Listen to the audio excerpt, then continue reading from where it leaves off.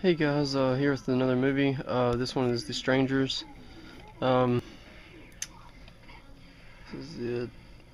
It's got Liv Tyler in it, so yeah, this is it. Nice little slipcase it's in. I'm not taking this out because I don't feel like it, but yeah. Um, I actually hadn't seen this movie in a good while, and I pulled it out and watched it a couple times. I just got over having the flu, so I've been sitting around watching movies, and this one that I pulled out, and I'd forgotten exactly how this movie really is. It's actually pretty fucked up. It's not really that gory, but the overall plot and idea of the film is incredibly sadistic, definitely psychotic behavior amongst the three killers in the film. Um, it's very kind of a I think one thing about it too is the entire film only has 6 or 7 characters that you see throughout the film continuously, so it's got a very bleak type of environment as well.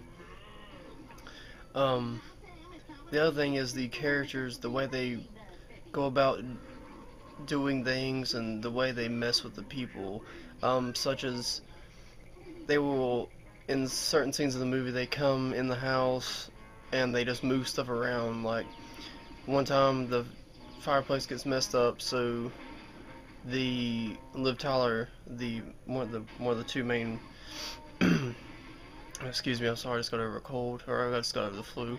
Um, she messed up the fireplace, so she has to undo the fire alarm, the smoke alarm, because of it kept going off, and she goes about her business, and she comes back into the room later, and it was on the floor where she left it, and it had been put onto a chair, and they just kept doing these little things to let them know they were coming in the house whenever they pleased, and so on and so forth. Alright, basically the movie, though, to kind of get into it, and just me rambling, the movie is actually about this couple.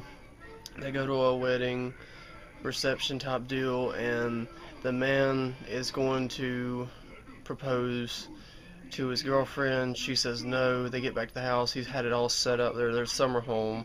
She's had it all set, or he's got it all set up nice, for her, rose petals and candles and so on and the like. And when they get there, they're conducting their business, and kind of talking about things, and then this girl appears at the door right as they're about to have sex, because they've kind of, met ends or whatever. And she asks if Tamara's home. There's nobody named Tamara that lives there. The girl's really weird acting, and they can't see her face because of the way she's standing and the light isn't working. I'm guessing from her doing something to it. Of course, I'm screwing it a little bit. Anyways, the night develops. The man leaves for a while. When he leaves, the knocking on the door gets more intense. The girl won't leave.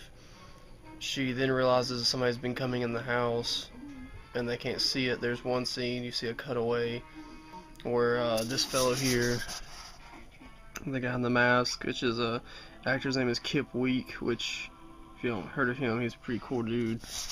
I don't know why I know that. Anyway,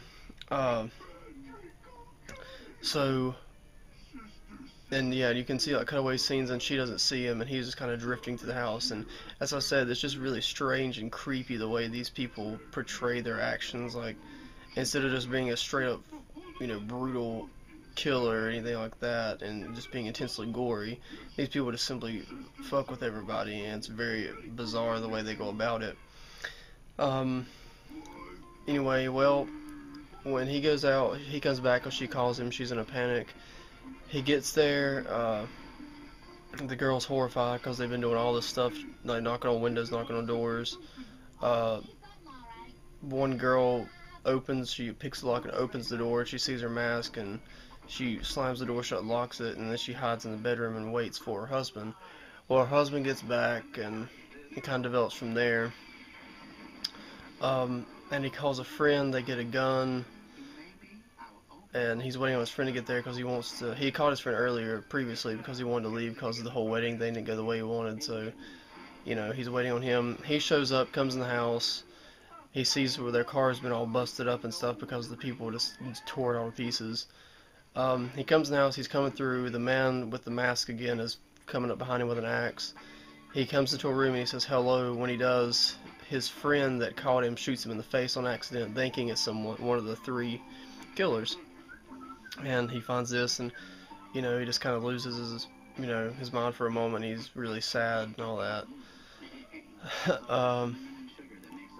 I really just want to get to the end of this. Anyway, the entire premise of it, they just keep messing with these people and just continuously just fucking with them, and it's, like I said, it's just bizarre the way this, like, the psychology of the way these people work is. Well, eventually they catch the man. He goes outside and they catch him, and they also eventually capture the woman after a long, kind of a drawn-out period of just really suspenseful type things. And also, this is one of the few horror movies in a long time that I've seen that I can honestly say is honestly scary, as in the sense that it isn't disturbing through gore or just really weird. It's actually a scary movie because of just the way it's all done. It's very creepy, and it is actually a scary movie. Anyway, when they capture the two, this is the thing that got me about this entire film, is when they capture them, they all take a butcher knife and take turns going around stabbing the couple to death. And yeah, that's the thing that got me, is that's the way, that's what their whole premise was. And then the woman asked them, why are they doing all this? And she says, because you were home. So the entire reason they messed with these people was simply because they were looking for someone to torture all night and then eventually kill. And that's their entire premise. They have no other reason. Money is not a motive, nothing. It's just they simply wanted to mess with people and psychologically and physically torture them. And that's what they do. And the movie ends with them driving off the three killers, and they meet these two boys, probably like 10 or 11, pushing their bicycles. One of the women gets out. There's two women and a man, and one of the women gets out, and she asks him for a pamphlet, and it's a Jesus Bible thumper pamphlet thing, and she gets back in the truck and says, well, next time we do this, it'll be easier, which kind of leads you to the idea it'll be easier on their consciences because they'll be right with God this time, which is even, like I said, even more disturbing on the part of the killers. The two boys go to the house. They find all the wreckage because they're going up the road towards the house, and they find all the wreckage, and they're going through the house and find the bodies, and you see the woman, Liv Tyler, and she's laying on the floor beside the man whose head's been kind of blown off by the shotgun, and he goes down to touch her, and when he does, she grabs his arm and screams, and then the movie goes off, and that's the end of the film. But yeah, that's a very brief idea of the movie. I don't really want to go into a whole lot of detail with it because there's not too much to go into. It's mostly just a suspense movie and really scary. Like I said, that's the biggest thing about it. This edition of the DVD does have unrated and the theatrical, and they're both pretty good, but of course the unrated one's always better. It's got some special features and stuff, nothing too spectacular about this movie. Like I said, it's one of the more well-known horror movies that's actually worth mentioning and actually worth checking into, and it is inspired by true events, but nothing following directly this story. It was inspired by Charles Manson, the Ketty murders in California, and something to do with the director. He said that people breaking in the houses and kind of doing the same thing, but it's breaking and not killing people, it's breaking in the houses and using the camera and all that. Anywho, that's where you got the idea for that from. So yeah, definitely check this movie out if you haven't seen it. It's definitely worth looking up. It's a good film. It's a cool movie.